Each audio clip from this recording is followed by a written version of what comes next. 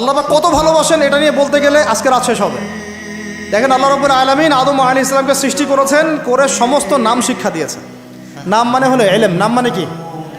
ভালো না বাসলে আল্লাহ পাক কাউকে সবচেয়ে সেরা কিছু দান করেন? সূরা ৩ আল্লাহ পাক কি বলেছেন?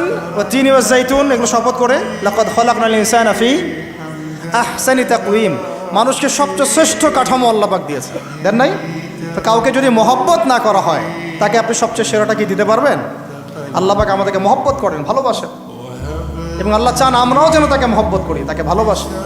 এবং আমরা যদি কাউকে ভালোবাসি আল্লাহর জন্য ভালোবাসবো, কাউকে ঘৃণা করি আল্লাহর জন্য ঘৃণা করব। মহব্বতও আল্লাহর জন্যে, ঘৃণাও কার জন্যে? আল্লাহর জন্য। আল্লাহ পাক সমস্ত ইলম শিক্ষা দিলেন, এটা কি ভালোবাসার বহিঃপ্রকাশ না? নূহ আলাইহিস সালামের কওম দীর্ঘদিন আল্লাহর কথা শোনে না, আল্লাহ পাক সবর করলেন, ধৈর্য ধরলেন, গজব দিলেন না, শেষ পর্যায়ে গিয়ে আযাব দিয়েছেন। এই যে আল্লাহ পাক সুযোগ দেন, সময় দেন, এটা কি আল্লাহ পাকের ভালোবাসা, দয়া না?